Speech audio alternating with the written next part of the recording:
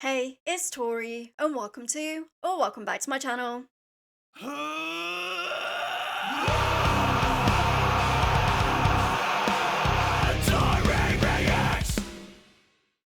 Today we have the lovely Casey from HINAYANA here on the channel. How are you doing today, Casey? I'm good. How's it going? I'm doing good. I know you're based in Texas, so you're like about an hour behind me. I'm in North Carolina, so Oh, okay. Hell yeah. you've got the brand new album coming out, which is of course named Shatter and Fall, to be released on the 10th of November via Napalm Records. You've had two singles out so far. How have you found that response from your fan base or like new fans that have just discovered you because of these singles? Yeah, so the people who've been fans of us for a long time, those people have really responded well. I think those people like it still hits all the right spots for the fans that we already have, and for bringing in new fans, it has been. I mean, it's been great. I think there's a lot of new people that we've discovered, and people who've discovered us. A lot of new fans that we've gained from this. I think that we've made the material accessible enough to where it's bringing plenty of new fans. I think a lot of people can enjoy what we're doing, no matter what genre of metal they listen to. Yeah, I think so too, because when I first listened to it, I was surprised by how melodic, yet it's still harsh at the same time. It's a really good blend. I was gonna ask you about that. Like, how do you manage to like perfectly blend those two things together? Yeah, I think it comes from there has to be the right balance between catchiness and heaviness, and really incorporating some of the stuff that everybody loves about metal. You know, those the heavy riffing and the grooviness, and then it has to incorporate that with actually writing something that sticks in people's heads. And I've always had this passion for that kind of songwriting. You know, my favorite parts of metal songs for me, I've over the years I've gotten better at identifying what I love about the genre and what I love about metal and what I love about my favorite songs. And I try taking that and putting all of that into what I write. And so whether it's like I love big choruses, for instance, like I really love big catchy hooks that stick in people's head. I like want to make stuff that has staying power, if that makes sense. Yeah, it does make sense. And could you, in your own words, give a rundown like what that album is about and what it means to you? Yeah, so the album is about fate, karma, consequence, and grief, and uh, it's about these personal subjects, and it's a little bit different from our previous EP, which was it's sort of a sequel to that. Our previous EP, Death of the Cosmic, was more on a it was a more large concept thing, and it was more about these bigger concepts and ideas. It's about the death of nature and how humanity is doing that and replacing nature with this, you know, our own concrete world and these other things. And this album, it kind of brings it back to more relatable uh, uh, themes, and it comes from a more personal place for me too. Uh, it's each song has its own little tale of internal struggle, and its own. It's got its own little world there in each song. Yeah, I So it's not a concept album necessarily, but it all kind of shares the same thread of karma, fate, consequence, grief, suffering, these sorts of things. Yeah, and I can definitely feel that through your vocal performance on that album as well. And I think that's what's most important for me is if the vocals don't catch me emotionally, then I'm just gonna, it's not gonna stick for me. So I just, yeah, your vocals on the album are fantastic. So you did an Oh amazing well, job on thank you. this. Oh, thank you so much. Yeah, that was a big deal this time around, getting the vocals right. And honestly, it was super inspiring going on tour last year and seeing those bands. I mean, last year we toured with Moonspell, Insomnium, Borknagar, and Wolfheart. And coming home, like I'd saved the vocal recordings for after the tour, uh, and it was honestly it was so inspiring seeing those guys belt it out every single night. Uh, I came home and I gave it my all with the vocals. So you know I learned a lot from even just doing that one tour. That's awesome. I wanted to ask you, like, how did you guys come up with Hinayana? Is there like a special meaning behind it? Like, what inspired you to choose that name for the band? Yeah, so the Hinayana is a Sanskrit term, and it roughly translates to lesser vehicle or smaller vehicle, or in the context of Buddhism, that's lesser path to enlightenment. And it's really about the Sanskrit word and the Sanskrit meaning for me. But at the end of the day, we're Buddhists, you know, and we don't make our identity about that meaning of the band name. But it is a band name, and that is sort of why we chose it. That's sort of why I chose it back in the day. I chose it back in the day when I was like 18, and it's still something that I think we incorporate because I'm a spiritual person, regardless of whether or not I'm a Buddhist. Mm-hmm. Yeah. I think it's a really cool name. Like when I first came across it, it's just one of those names that sticks out, and it's like, oh, that sounds really interesting. I wonder what they sound like, and you sometimes that's how bands grab you is their name, and yeah. So that's how I got into you, as well as like of course with the Napalm Records, they were like, hey, you should check out this band. I think you would really enjoy them, and then I did, and I was like blown away by just because I love that more like the melodic feel you've got going on, yet it's still heavy at the same time, and it's just a really nice mix. Yeah. Well, You've thank got you so much. Yeah. You're very welcome. You've got two guest vocalists on this album, and you've got Vincent and Tuomas. How did you guys go about choosing those two in particular to feature on the album? Yeah, so the first track on the album, which features a guest vocalist, Jake is what he goes by, from Ether. Mm-hmm. Uh, sorry. Uh, we have been friends with him for years now, and I remember we were in the van, actually. We were in our van on the way back from a gig, and we were talking about who we were going to have on this song because the song is a little bit different than the other songs on the album, in my opinion. It's a little bit brighter, and uh, it's got more major parts to it, more major chords and that sort of stuff. Um, and we knew just from that it was a little bit different, and we knew we wanted that one to be a song that we had a guest vocalist on. We're debating back and forth who we should choose, and it was kind of like, oh, why don't we choose Jake from Ether? We know these guys, we've known those guys for years, ever since we opened for them on their way through Austin with Wilderun.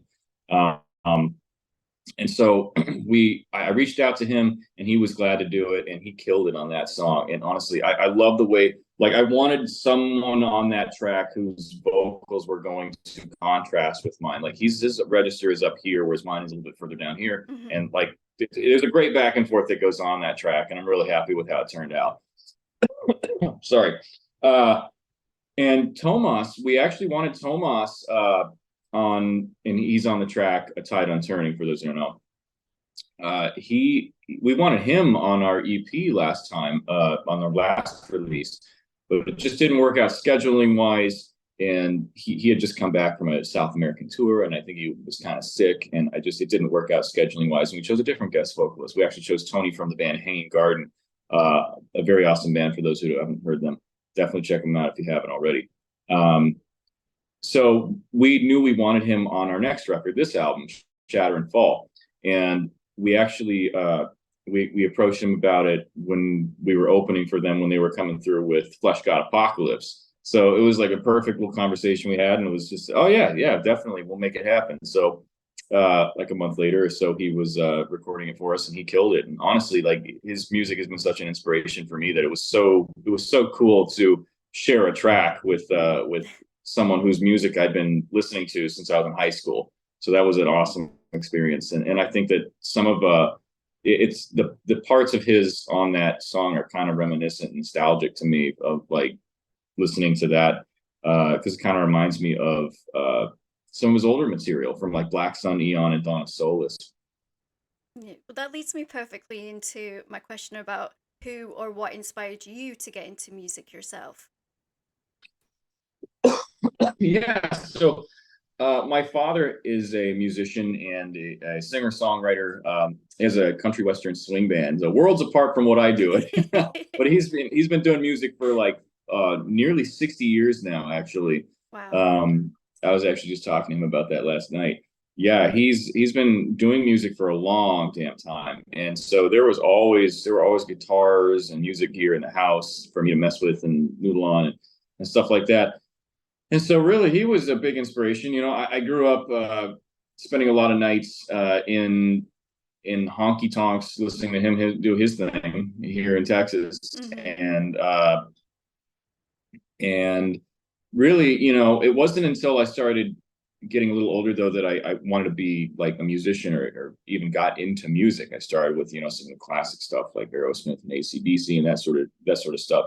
And at one point, I got a drum set, and my brother got a bass guitar, and we played those, and then we both learned guitar together, and we got into metal together, and we started discovering all this great music. And it really, when I was in high school, I mean, I knew I always wanted to write music, but when I was in high school, I started getting a lot of this European metal and stuff that, you know, I really love now. That was what I really, that was what really inspired me to like make a project of my own. And a part of that was like Tomas from Wolfheart. A lot of that was finding out that he was a multi-instrumentalist, and so much of this amazing music that I was listening to from him was done by him. He was doing the drums, he was doing the guitar and all that other stuff and the vocals. And so that was a big inspiration for me, honestly.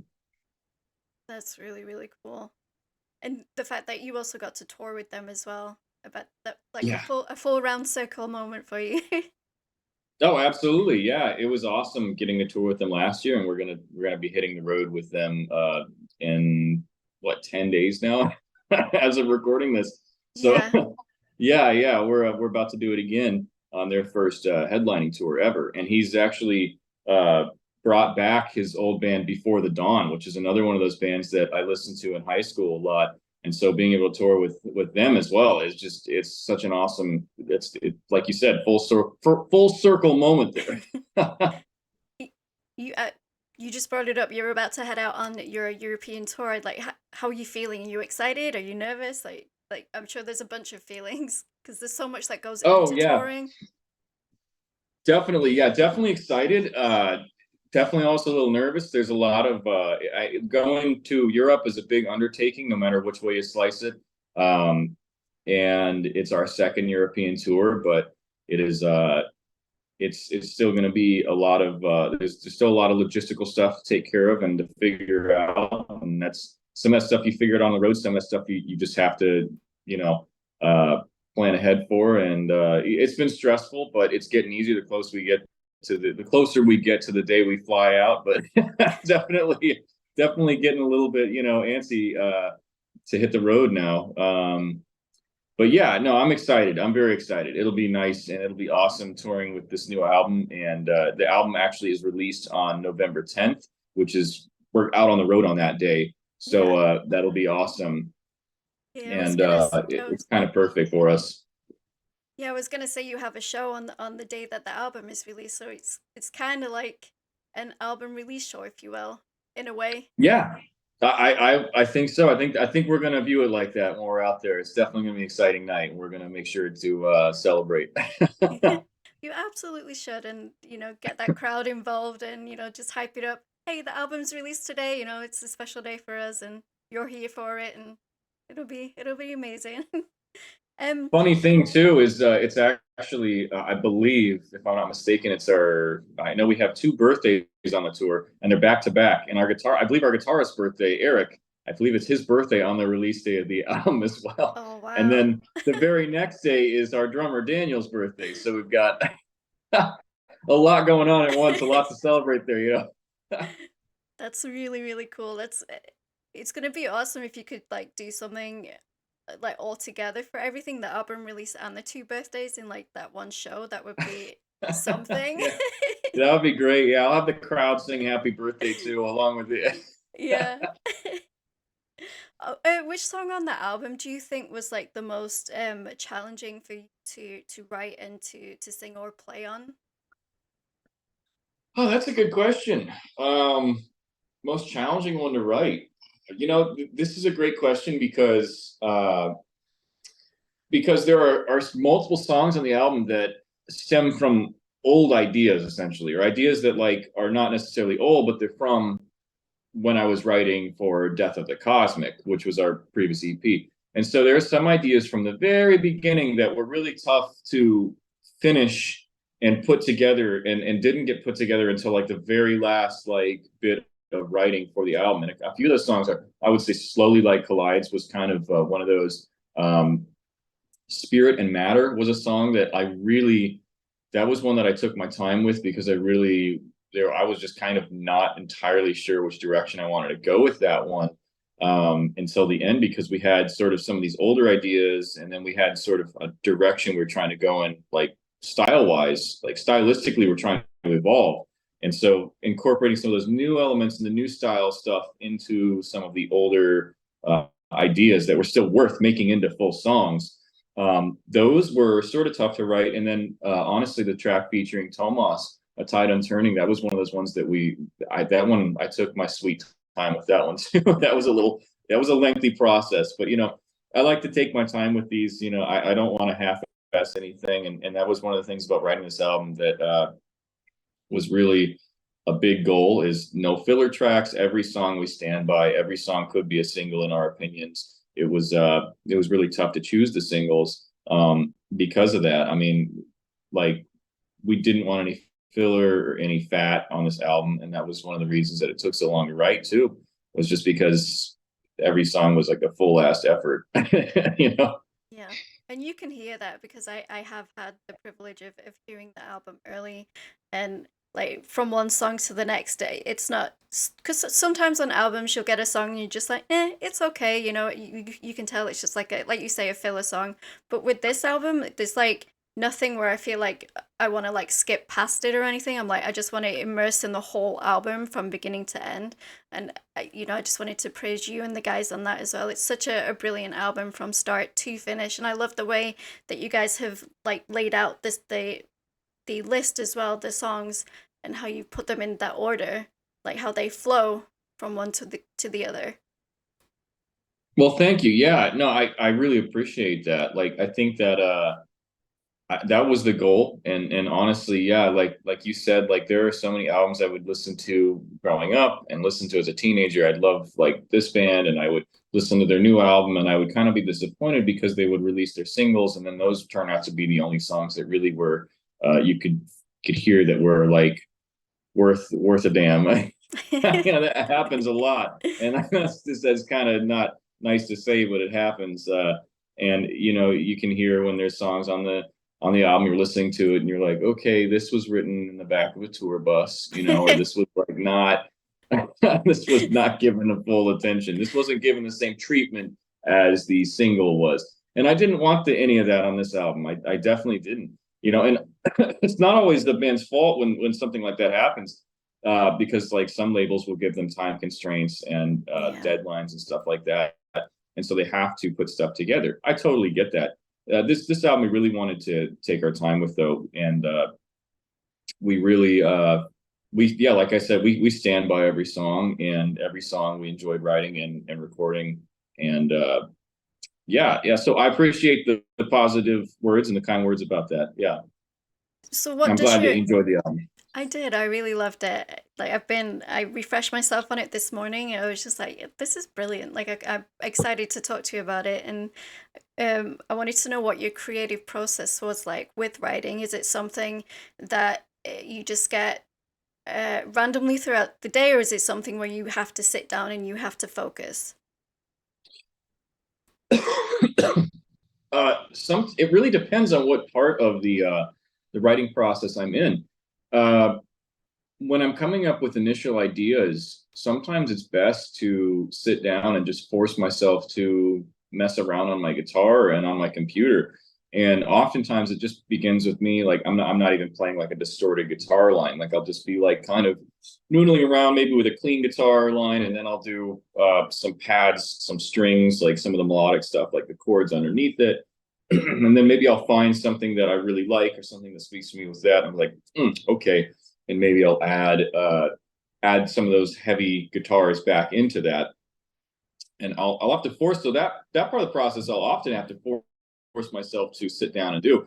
Every once in a while, I'll be in my car and I'll come up with a riff or an idea, and I just get out my phone and I do the stupid thing that every musician does these days, where it's like, I'll Hmm. record like myself humming a melody or a riff or something, into the phone, and it's kind of funny, listening back to it. But there's been multiple riffs on the album actually that came from just me doing that, and so sometimes you got to do that. Lyrically, I come up with a lot of stuff lyrically just while I'm driving around in my car, like during the day, which is Hmm. funny.